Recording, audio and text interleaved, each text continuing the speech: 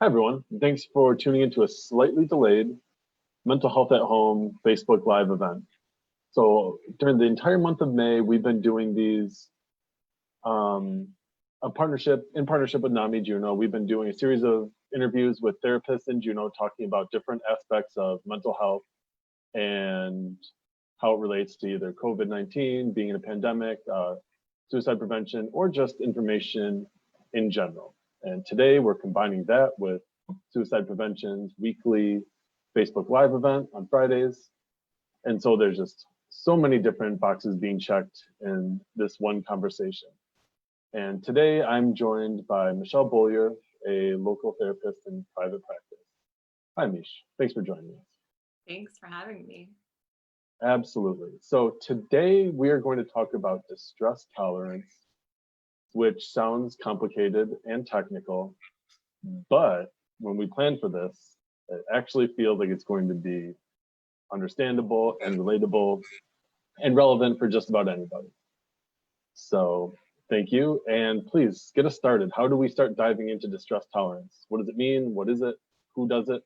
What's going on? Okay, well, the whole premise of distress tolerance comes from something called dialectical behavioral therapy, which was started by Marsha Linehan. And so one of the ideas with dialectical behavioral therapy is we're always trying to sort of find balance, to find our balance point, to find our sort of wise mind.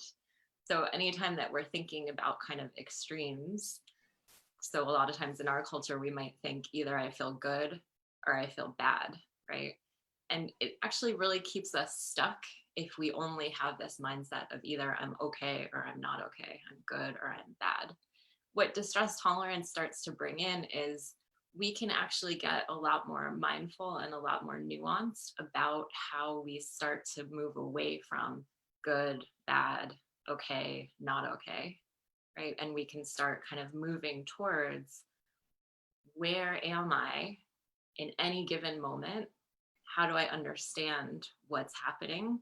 And then how do I work with what's happening in the moment? So changing it to distress helps us immediately because we're thinking about, oh, okay, yeah, there are moments where I might feel a little bit more distressed or stressed, right? But that doesn't necessarily mean it's something that I can't handle or it's something that's always going to be here, right? It starts helping us recognize things happen either externally or internally, and those things influence how I'm doing, and how I'm relating to how I'm doing is really important. So the number one key with distress tolerance is don't make it worse. So sometimes when I'm working with people, and especially in the past when I worked with young people, I've talked about watching a horror movie, right? And so if you've ever seen any of those kind of campy, I Know What You Did Last Summer sort of horror movie scenarios, there's usually always a moment where usually a very pretty teenage girl is being chased or something terrible is happening in the movie and she's sort of running for her life. And oftentimes in those moments, that person makes a terrible decision where everyone in the audience is like, no, don't go to the basement by yourself with, a scissors or something. Like, this is not a good idea. So part of what I say is most often when we are in distress, we aren't thinking very well and we tend to make bad choices, which actually make things worse. So the whole idea here is instead of making that choice, which is going to make everything worse, we actually need to do something else to lower distress so that we then have a chance for our brain to work well. And distress means something like there's a crazy ex murder in the house, or is distress relevant to most people in day-to-day situations? I think distress is very relevant. I think that that's part of why we use that word, because it's not saying that there's anything wrong or that it's not a human experience. I think it's a very human experience where something happens and we feel distressed about what's happening. Mm-hmm. So for instance, in the age of COVID, I look at my bank balance, I worry. Or you're in Juneau, you drive past the cruise ships and you see there are no cruise ships there, and you think about your job or you think about the Juneau economy. Or one of a zillion things could happen. You go to Costco, you didn't tie your mask on well, your nose is coming out of the mask, you feel weird, right? Or oh my gosh, am I all of a sudden endangering other people? So it's incredibly human to start paying attention to moment by moment what's happening and how that's influencing us. And sometimes even those seemingly small things that stress us out in day-to-day moments spiral quickly. And I think that's what you're getting to. Like, we make decisions that make it worse. Absolutely. And calling it making decisions is a little tricky because a lot of times it's not feeling like we're making a conscious decision. But even with my example of mask at Costco, if you were too distressed and your brain isn't working well and your mask is slipping, you could start freaking out. And I think we all see these news articles right now of really weird things escalating very quickly in store kinds of setting. Luckily, it seems like that's not happening as much in Juneau, but down south where, it turns into assault or police involvement or different kinds of things happening. And to me, that's part of where I would contextualize all of our distress is a little bit higher because of this backdrop or context of pandemic. Mm-hmm. So a lot of the things that we read about, we have to read them in the context of everyone is starting off a little bit escalated. Oh yeah, so we're starting out at a baseline level of stress. That makes sense. And then we have normal day-to-day stressors that compound it. And then I might, in the moment, like, let's go back to your face mask example. Maybe my face mask isn't on correctly and my nose is out and I'm worried, like, oh my goodness, am I exposing myself? Do other people think I'm a jerk for not being safe? And are people looking at me? Like, that's like the starting point of a panic attack potentially. Right. And so if you did, let's say you are feeling just terrible, I can't handle this, I just need to leave the store. Let's say you get in your car and you're really panicky and escalated and you're not able to drive well and you get into an accident in the parking lot. That would be very much a case of I made it worse, right? Mm-hmm. The situation got worse. Or a lot of times people have talked to me about, I was in distress. I was fighting with my wife, and then we'd been drinking, and then the kind of argument was escalating, and I just had to get out of there. And I went to go grab my keys, right? But already I was drinking, and now here's the fight with the wife. And now if I get in the car, having been drinking, right, that could be life and death. Mm-hmm. So this is where it's like so crucial and so important to be able to slow it down enough to actually find the choice in there. I can pick up those keys or not. I could still go for a walk because it might be the right thing to get out of that situation to calm things down. Okay, so do we talk about what we do now in these situations, or what do we do next? Yeah, so one thing that's helpful is to kind of come up with a handy way of figuring out where you are on your distress scale. Mm-hmm. So I can walk you through what it would be like to start to have one of those scales for yourself and start using them. Okay. Yeah, let's do that. Okay. So the fancy term for this is a SUD scale, which stands for subjective units of distress. Subjective meaning it's personal to you. So it's going to be unique and yours, right? It's not going to be like we would compare and contrast someone else's scale to your scale. Mm-hmm. So with your scale, what's one of the things or one of the areas that you notice distress comes up somewhat frequently for you? Frequently, so something that happens regularly in my day-to-day life. I can think of multiple examples this past week. I frequently feel overwhelmed with work. I'm an anxious person in general. I have ADHD, so it's difficult to prioritize and feel like I have a full grasp of the work that I need to do. Lists are very soothing to that, because of that. And so I'll frequently feel like, oh my God, there's a million things to do and I can't do any of it. And like it gets into like I'm letting people down and oh my goodness, everyone must be so upset because I didn't send one email at the right time. Like it can be something tiny, but it can spiral frequently because I don't feel like I have a handle on the situation for a whole bunch of different reasons. Great. And that's such an understandable and relatable feeling for so many folks. So the way that we would make our scale is you kind of start off with your edges of your scale. So if we make it a 0 to 10, let's Mhm. first go to the 10. And so this is sort of a general distress scale, but you've also done something nice, which is you've made it more specific. So you said it's kind of an anxious ADHD, and I can imagine that feels a sort of scrambly, kind of Mhm. a scrambly, agitated feeling. So you can make actually multiple scales, right? So if there are multiple things going on, it's very helpful to have that precision. So here we could call this your, you know, scrambly, overwhelmed distress scale. And what we want to do is find a very specific moment that you can viscerally feel what that felt like in your body. Sometime, usually that works best if you come up with a moment that happened in the last 8 weeks or something like that. So tell us a little bit about do you have some candidates for what might be your 10? Yeah, I have a few candidates, and I think it's like really easy to define this as like work stress in general. Like that's a very like defined thing. It's about being overwhelmed with work. It's different than interpersonal stress with friends or other people. And on this particular work stress scale, last night I felt like there was something that was important to do. I didn't totally have all the right instructions for it, but I could have asked for them earlier, and all of a sudden I needed to get it done. And I didn't really know how to ask for help. And so it seemed like an impossible situation to get out of. And it felt awful. And I get to a place of like, oh, should I just quit because I'm letting people down and no one should have to deal with this? It spirals horribly. Yeah. And so we don't need to go back that far to come up with a 10 for the scale. Okay, great. So what I would do is I would kind of come up with a shorthand label for last night, Mhm.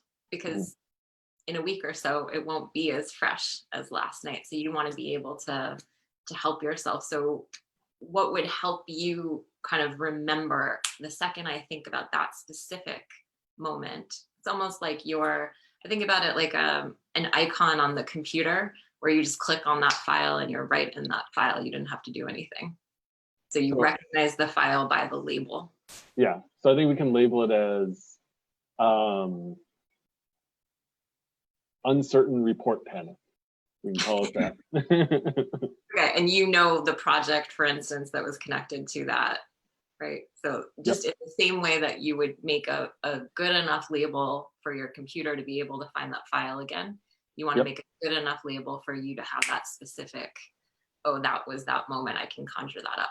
So I'm using this language of conjure it up. So what does, give us a little bit of a sense first of what does that feel like in the body? What does that 10 feel like in the body?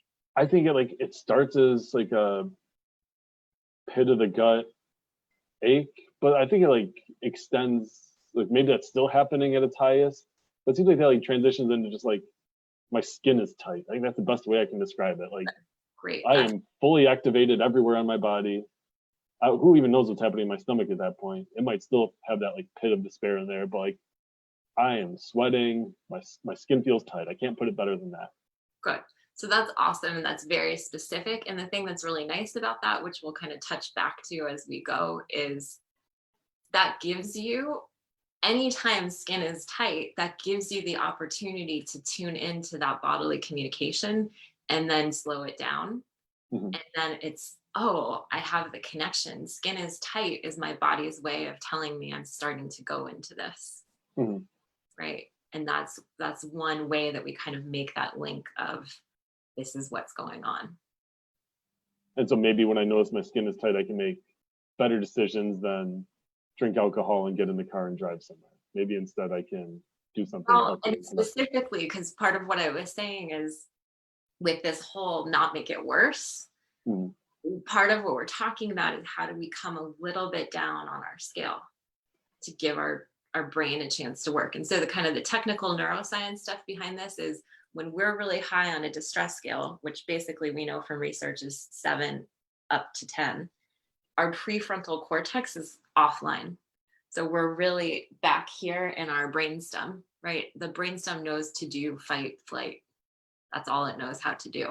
So in this moment where we would say you're very dysregulated, you're not having access to problem solving, prioritizing, all of those things, right? So if you even were just getting angry with yourself because you're talking about this work stress and this feeling of I have to meet this deadline, I have to do this, but your brain's not working well in that moment, you're actually just dysregulating yourself more by trying to use strategies, which might even be good strategies, right? You might have good strategies of making a list or using timers, or you might even have good strategies of self-talk, like, it's not really the case that people are disappointed in me. You might have all of those good strategies, but those strategies are not going to work in this moment of heightened distress. So essentially, skin is tight is going to give you a clue to actually what's going to be most indicated in this moment is to step away, do something directly with my nervous system just to lower the distress. That might have nothing to do with the content of what sparked the distress. Okay. So what can I do? How can I get from the 10 down to a 7? Well, wait, so first we have to make our other side of our scale. So we have our 10, and then let's go to a 0. So 0, the important thing to keep in mind about a 0, it doesn't necessarily mean checked out. It doesn't necessarily mean asleep. It doesn't mean numb. It doesn't mean high, right? It doesn't mean any of these things. It means the opposite of the 10, but when I am connected, engaged. And so, all right, so it should be specific to the same type of, so it should be to this category. So this category is work stress. So it should be like a 0 on the work stress, not And like. that's where it gets important, what I was saying about the, oftentimes we sort of sloppily go to happy, sad, good, bad. So it's like, oh, stressed with work. The opposite of that is when I'm eating pizza on Saturday night.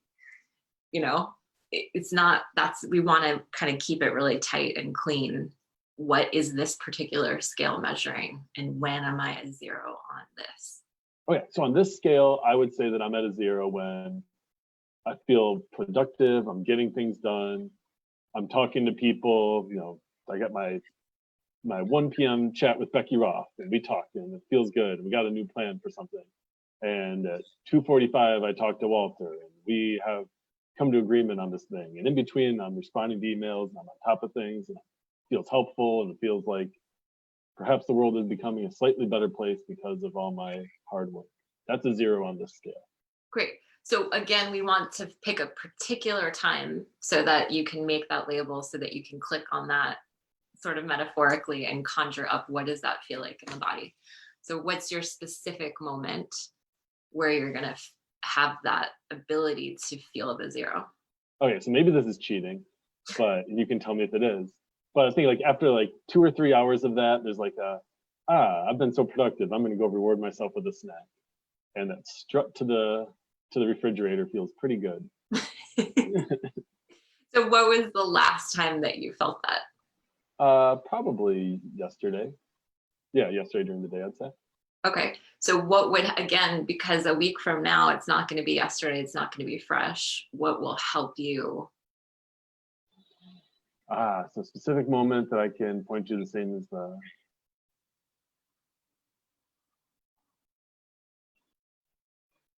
I'm going to make up a fake one because I can't think of a real one. Okay, but one technique that you might use is, for instance, if there was a really good monthly coalition meeting, and some other stuff that was kind of happening around the time of that coalition meeting, like for instance, if one of them was, the day before your birthday, you can go to, the coalition meeting the day before my birthday. Okay. And then that kind of helps you orient to that particular moment as opposed to that feeling, which is more diffuse. But you did a really good job by saying, the strut to the refrigerator, because that can help you with that specificity of what that feels like. And then you did a good job of the specificity of, if I had this call with Becky Suroff, if I had this call with Walter, right? And so that kind of helps you have that sense of, I'm actually keying into something. It's not just my mind's, what we want to be careful of is it's not just the mind's yearning for when I feel good, because that Mhm. gets us back into this kind of polarity of good, bad. Mhm. Okay. So again, I want you to really feel that feeling in the body. And sometimes this is hard to put into words, but you will feel the feeling. So kind of put yourself into the moment where you've just had these good phone calls, you feel productive, and you're about to go get your snack. I think I would say I feel light in those moments. And so with you before you had skin tight. So now Mhm. give yourself some other things that are going to be as clear communications from your body. So what do your shoulders feel like? What does your chest feel I like? think I have good posture. I think I'm strutting. I think I'm swinging my arms more than I normally would. I'm a little bit bouncier than I normally would be. I feel light on my feet. I'm walking with pride. Walking Good. with pride. I think that can be our little shorthand. Nice. Okay. And one other little cheat that's very helpful is to kind of feel the breath. So right now, what I'll have you do is conjure back up the 10, Oh yeah. and just for a few seconds, try to sense what your breath is doing here.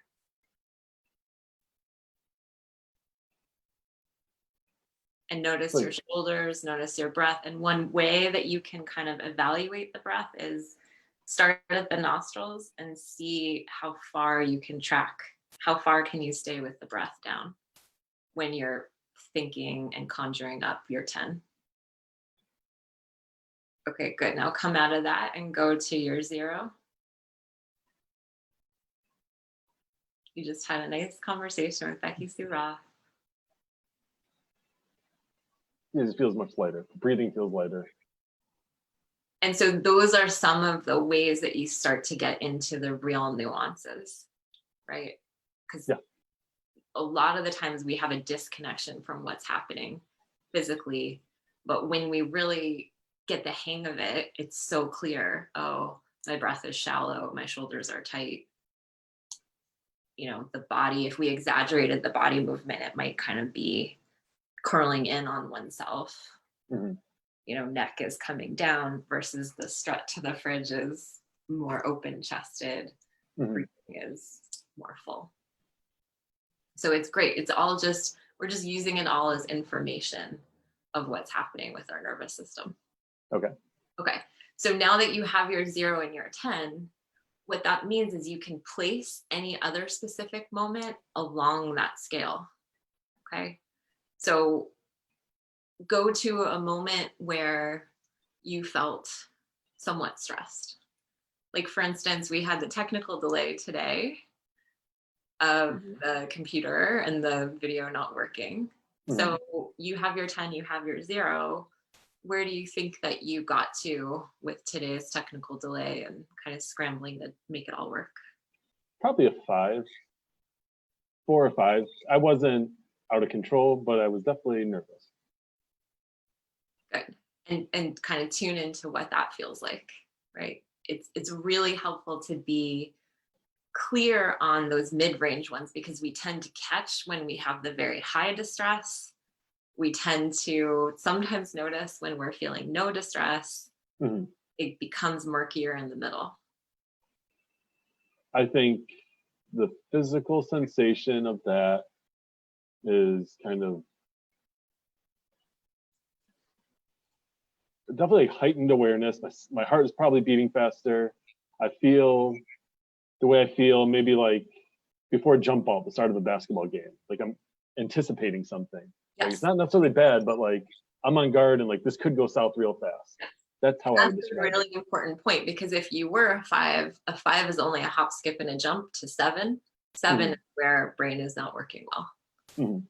right? So it would be really important to be able to catch, oh, I'm at a 5, and do some good stuff to help ground, to breathe, to whatnot, because the big kind of key point with all of this is it takes so much more energy for the body, for the nervous system to recover from when we have gone into that high level of distress, right? So anything that we can do to kind of notice, oh, I'm at a 5, oh dear, I'm drifting up into 6. Now I'm needing to do some stuff to ground and calm. Then Mhm. we're able to utilize all of that prefrontal cortex stuff Mhm. to kind of make it through our day without having to do that kind of heightened distress recovery, time suck, energy suck, Great. because We that did really it. depletes us. So what do I do with my new scale?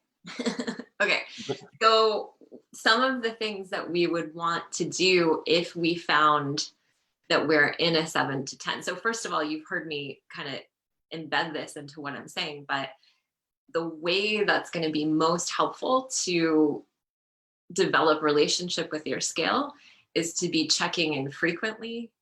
Where am I? So the whole time that you're working, you could take 5 or 10 seconds to just be checking in with your scale where you are, right? So that this kind of goes back to the key point of all mindfulness-based therapies of we can't do anything unless we're catching or noticing what's happening, right?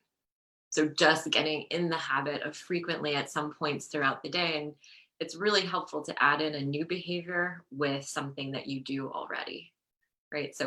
So for instance, if when you're working every day you have, your green tea in the morning, that's a great time to see, oh, I'm having my green tea, let me check in with myself, what's going on in terms of work stress for me today as I'm having my green tea.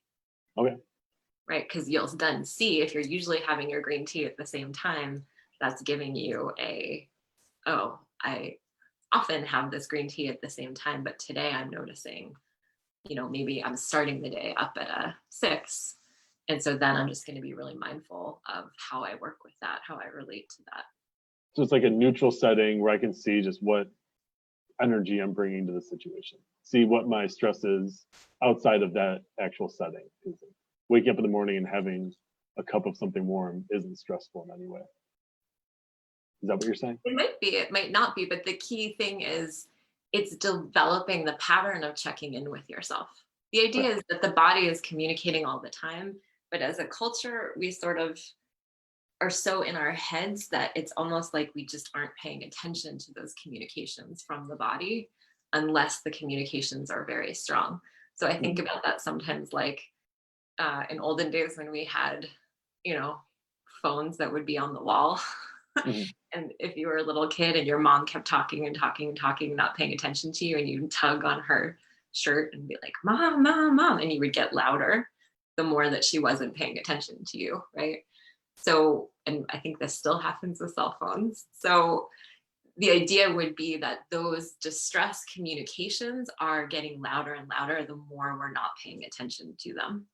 So in the beginning, it just takes something, sort of an extra reminder to make us check in with our bodies.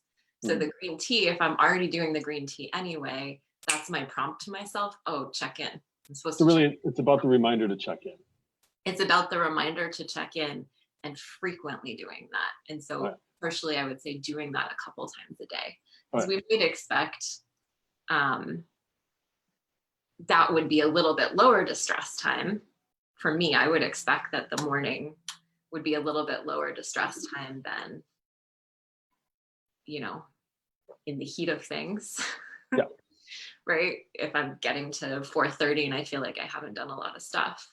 So, but then looking at that time day to day, I can see, oh, actually this day there's a little bit more than there was this day, but I'm checking all the time.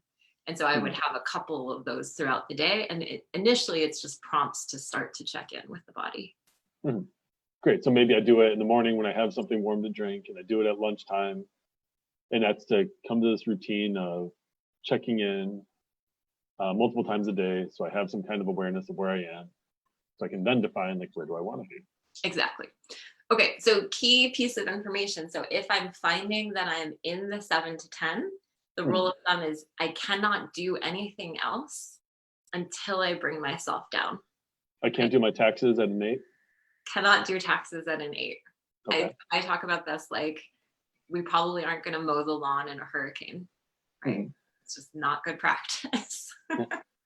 So if I find that I'm in that 7 to 10, what's going to be the most helpful are things that speak directly to my nervous system. So remember I was saying prefrontal cortex does all the high level executive functioning stuff, right? So it utilizes language to, say complicated ideas. It manages sense of time. It prioritizes, it helps you organize, it helps you break down big tasks into smaller tasks, right? Mhm. I can't do any of that stuff when I'm in my 7 to 10. So instead, I'm going to start to do things that signal to my nervous system, okay, we don't actually have to be in fight flight, right? So if we were doing kind of a brain scan, the part of the person's brain that would be most lit up in 7 to 10 is back here. That's brainstem, that's primitive brain. Some people call that reptilian brain. But basically that area is all about survival and fight flight. So what your body is primed to do in that moment, and you were talking a little bit about my heart rate would be fast.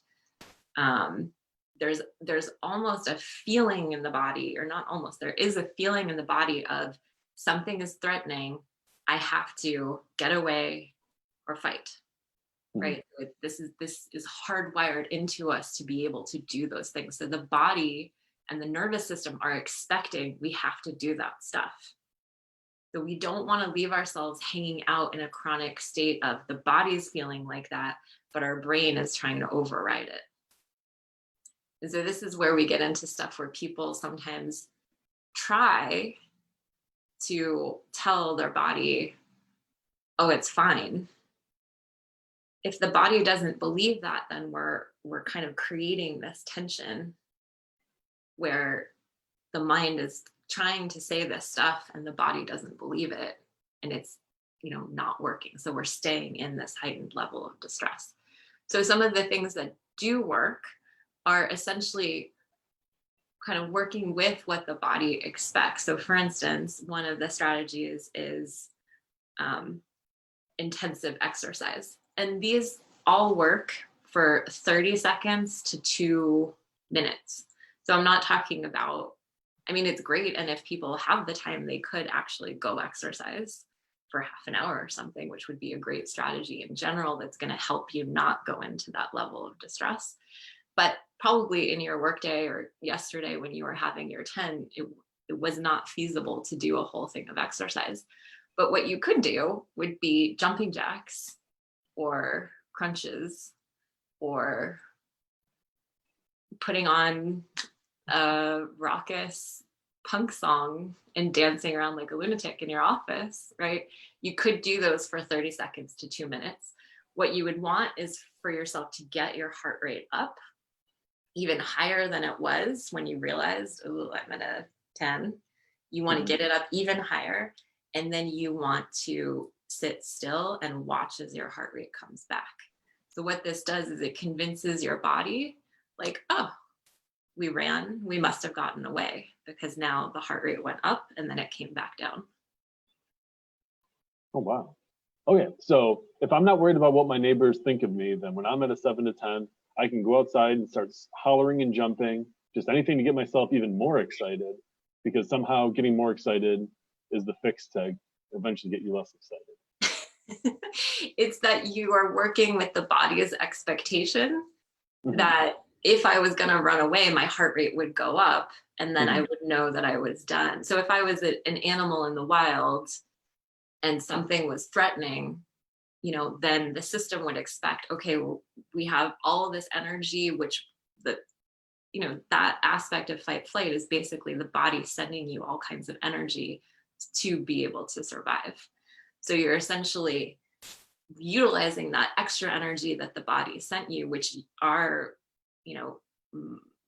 contemporary minds are processing as stress, anxiety, too much energy, too much agitation, right? And this is where, like, if people aren't able to sleep, part of what's going on probably is there's too much energy.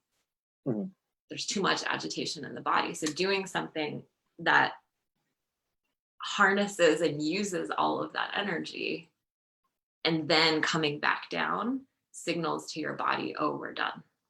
All right. So we ran away from the lion and now we can go back to sleep. Exactly. All Exactly. right. So, but the key piece is you get it up and then you get it down and you notice that it came down. So that would be where it's very helpful for those last 30 seconds of sitting with it and mindfully watching the heart rate come back down. All right. And so in horror movies, after the hero has ran away from the scary thing, they sit there and they breathe heavily and eventually they can put together a sentence. Yes. They are sitting there, breathing, coming back down from their heightened Exactly. state. And then they have a brand new insight. So maybe I'll have a brand new insight when I do that same thing. Well, the important thing would be that you then rate again. So I realized I was in a 10. I did my stuff for 45 seconds. I did jumping jacks. Then I watched my heart rate come back down. And now when I check in, where am I? You might have done such a great job that you went from a 10 to a 6, in which case you're good to go because you're a 6. Although you might also want to do something to get yourself even lower than a 6. And that whole thing took a minute, right? And now I'm at a 6. And so now I tune back in. What is my brain now available for in terms of the work?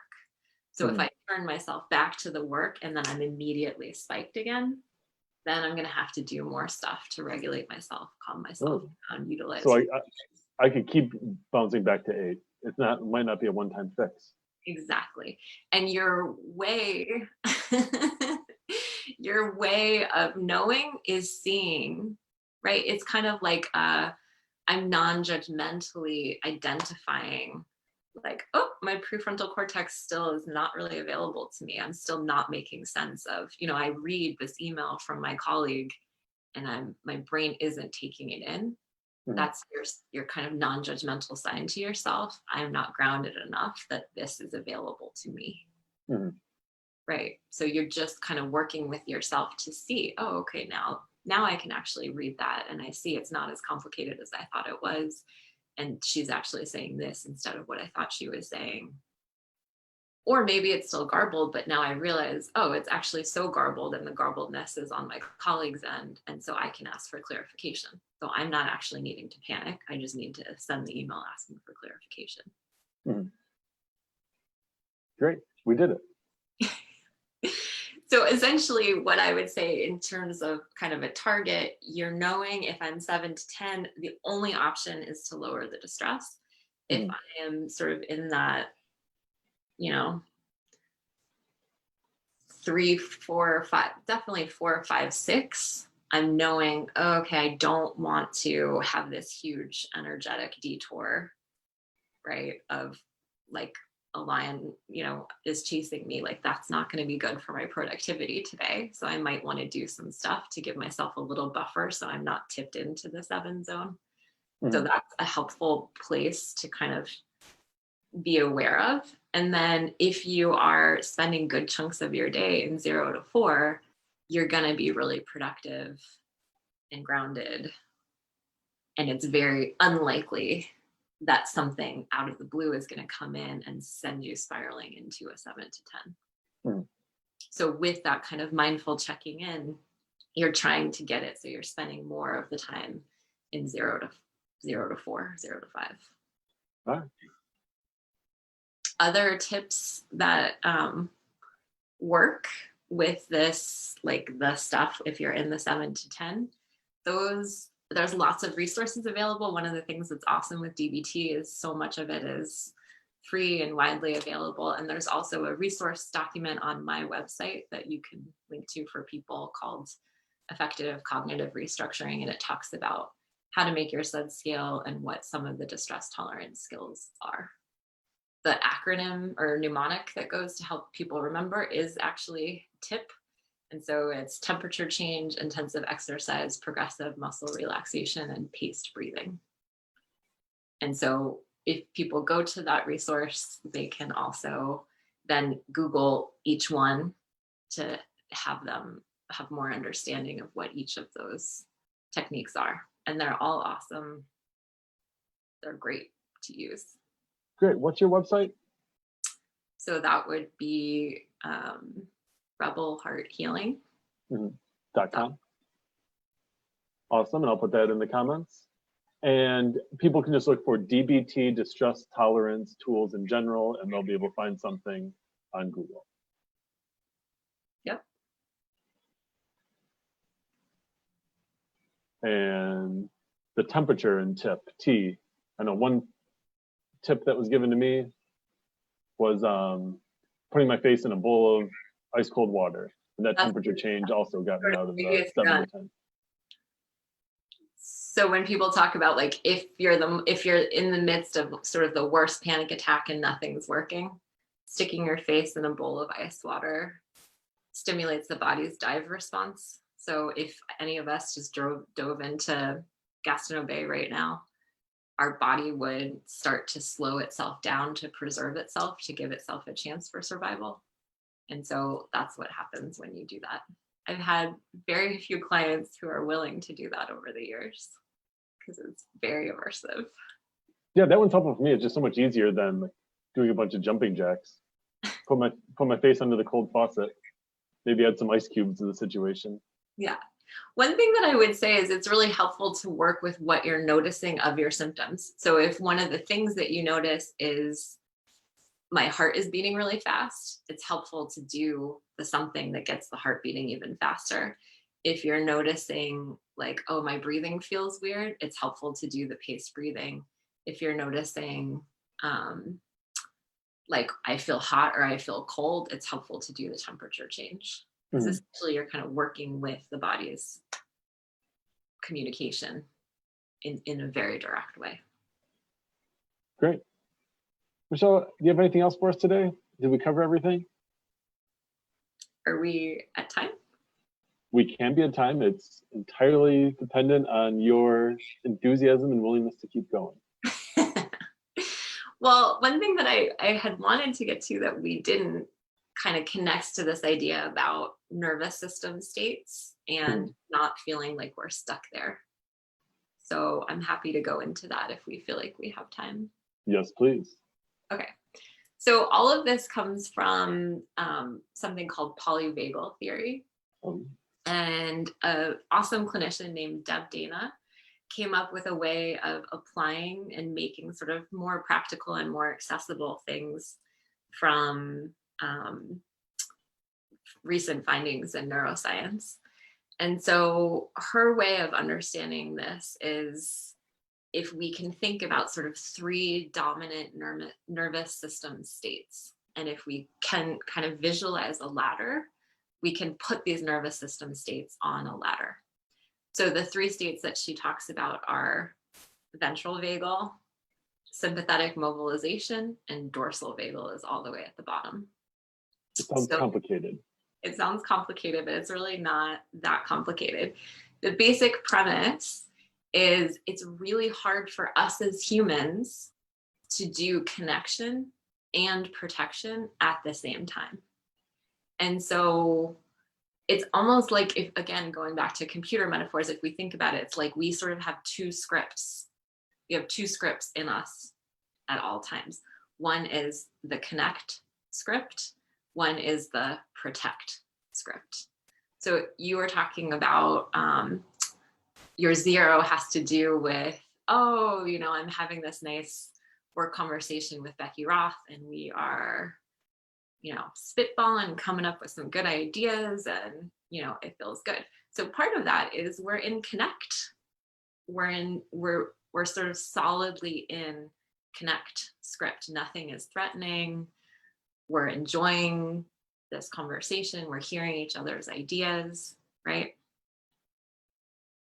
That is the same as ventral vagal.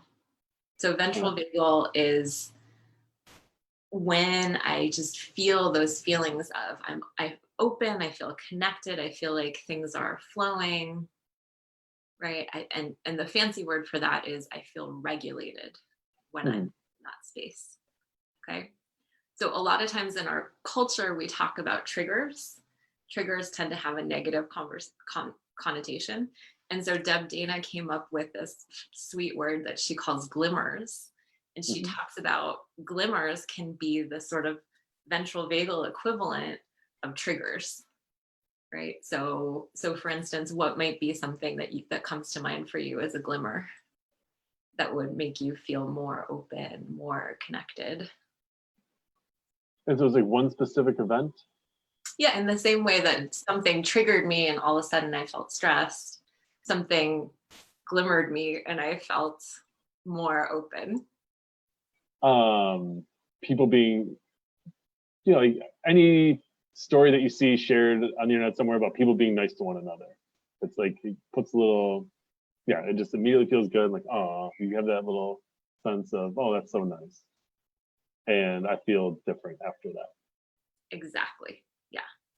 So it's helpful, I think, just because of us as humans, we have this thing called a negativity bias, meaning it was very important and strategic for us to be able to track the bad stuff. So, for instance, if back in the day there were two groups of hunters, one group went east, one group went west, if 90% of the people who went east didn't come back, it's super, super important for us to hold in our minds, like, east, scary stuff with east. We have to be really careful about sending people east, right? We don't have that same emphasis on the positive stuff. Mhm. So this is where we get into gratitude, paying attention to what are the things that allow us to soften, what are the things that allow us to feel connected to our hearts, what are those sort of resources that the second that we think about them, maybe that tight feeling in the shoulders that we talked about, or the shallow breath, like we start thinking about those and then all of a sudden we feel a little bit more regulated. Mhm. So what I would say is really helpful and has been really helpful for me and clients that I've worked with about this is it's not just, oh, I try to be positive or I have this affirmation that I say, but my body doesn't believe it, right? It's more really paying attention to, when I think of this person who I really love, a smile comes to me and my whole body relaxes, right? Mhm. And so one thing that's very helpful is to start to develop all of our pathways towards that ventral vagal state. And it makes it feel less like life is just happening to us. And it might be a good day, but I have no idea if it's going to be a good day. And more so that I can continue to mindfully kind of cultivate all of those pathways towards the ventral vagal state. Okay, so that's ventral vagal. So that's the top of the ladder. Top of the ladder. Many of us would love to spend all of our time in ventral vagal, right? Yeah. Just So a life of glimmers. yeah, exactly. What happens lower in the ladder is sympathetic mobilization. We talked about that. That's when all of the distress tolerance, fight, flight, right? So that kind of tends to feel more like an agitation.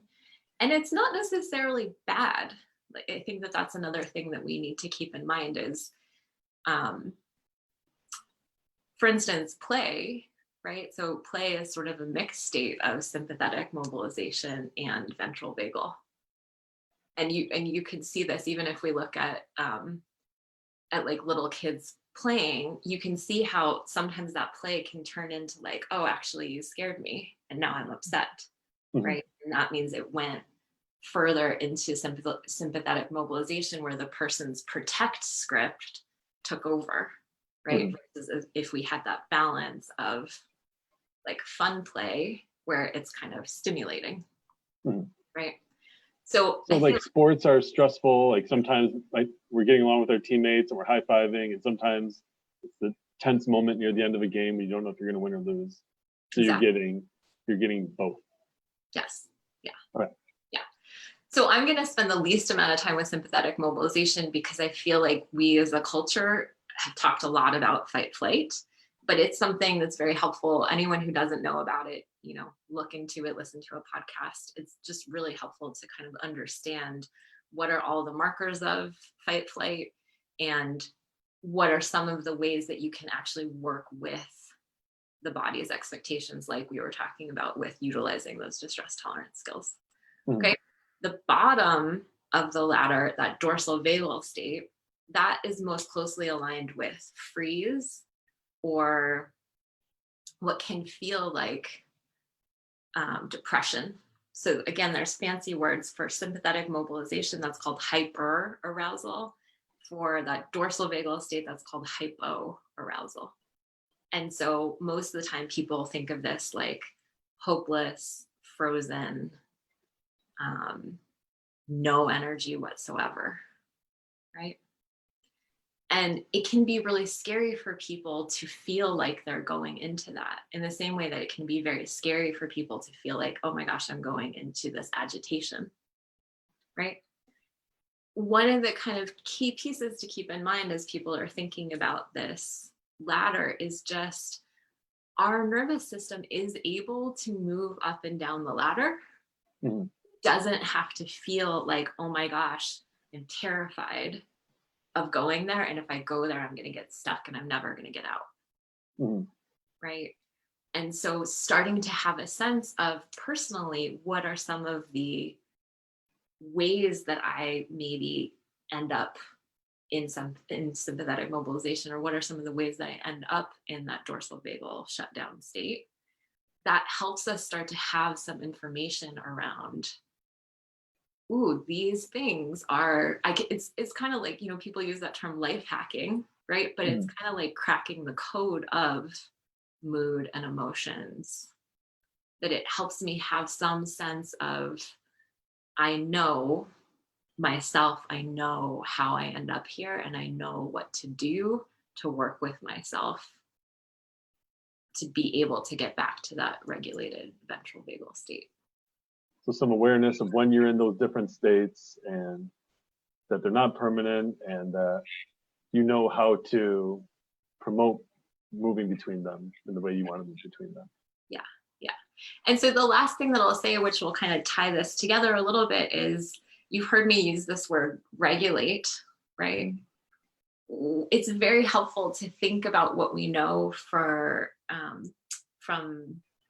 attachment and infant primary caregiver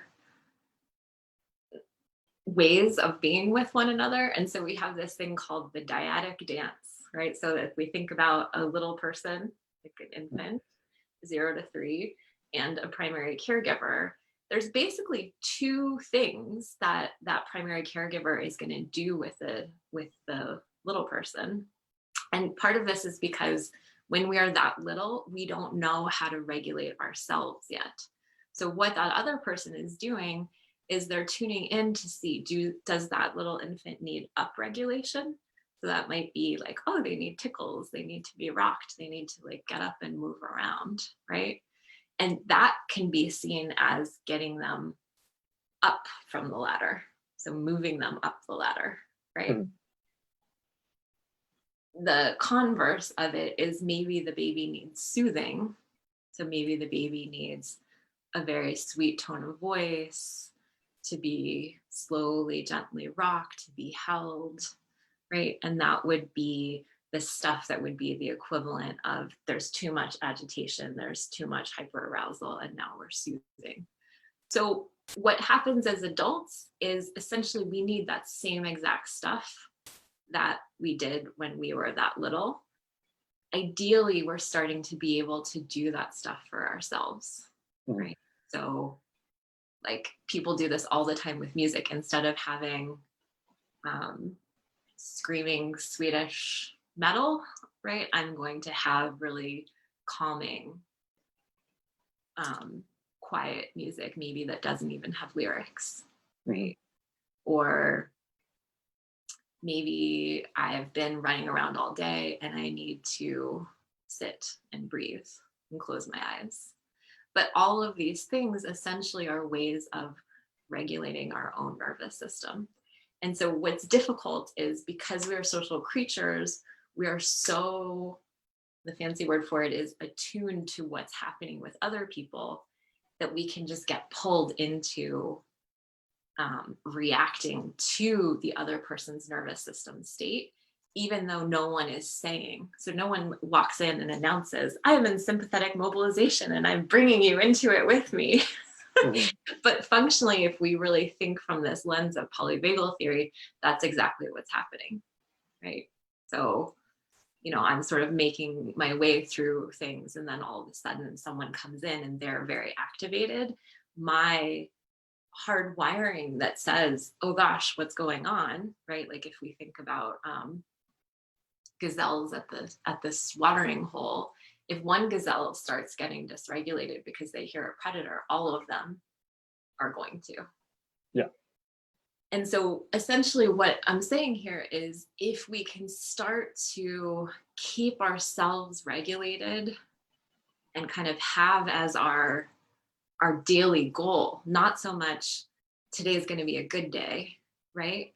But how am I going to use my resources? How am I going to soften and kind of really feel the feeling of me inhabiting that ventral vagal top of the ladder state, Mhm. and kind of embodying that in the world, and then being responsible for my own nervous system. Mhm. So kind of my vision is, if everyone is doing that, if everyone is sort of knowing themselves well enough to know how to stay regulated themselves and how to embody that, that means that everyone else would be able to co-regulate with a regulated nervous system. Mhm. Right. So to me, especially in times like COVID times, where there is so much dysregulation, it's so easy to get pulled into sympathetic mobilization, or even that dorsal, like it's hopeless, this is a disaster show. Right. And so that's where it's really, really helpful to recognize that there's a lot, without changing the external situation, there's a lot that we can do that's going to change our relationship to what's happening. So maybe you seek out some glimmers. And maybe you are someone else's glimmer, right? Oh. Be just you being regulated. Like you said, that conversation with Becky Sue Roth, she is someone who's so able to embody the energy of herself being grounded and regulated and present, that can actually calm your system down just with talking to her. Mhm. And part of that is the unconscious stuff. So there's the content of what's happening, but there's also your physical body is feeling. So this is where, when we see two people talking, they start breathing in the same pattern, right? That's co-regulation in action. So we want to kind of surround ourselves. We want to be a person who is that for other people, and we want to ideally try to surround ourselves with other people who are doing that same stuff. But So we want to set up a glimmer exchange program. Exactly. I drop donuts off at your house on Tuesday. You drop donuts off at my house on Wednesday. And maybe the donuts are the tone of my voice, Mhm. the thoughtful thing that I say in a text, being appreciative. People could do gratitude with one another right now, every day, sending each other, these are the things I'm grateful for today. And then they would have that external accountability to do something like that. Mhm. And since we have that negativity bias, it is very helpful to sort of manually think about the positive stuff, because that's going to kind of counterbalance our predisposition towards that negativity bias. Great. Well, let's practice some gratitude. Michelle, I'm very grateful for you sharing your warehouse of information with us. This is awesome, and I really appreciate it, and I think people will benefit as a result. Cool. The other thing I would say is Dana has a really lovely resource that she developed, and so we can also make that available to people through whatever JSPC sends out for today. Okay. Great. Thank you, Michelle. I appreciate it. Aaron. And thank you all for listening. So just to recap, this was a JSPC live event, but it's also a part of the NAMI Juno and Juno Suicide Prevention Coalition series of videos for Mental Health Month, our Mental Health at Home series. So thank you all for tuning in, and Michelle, thanks again for your time. Bye.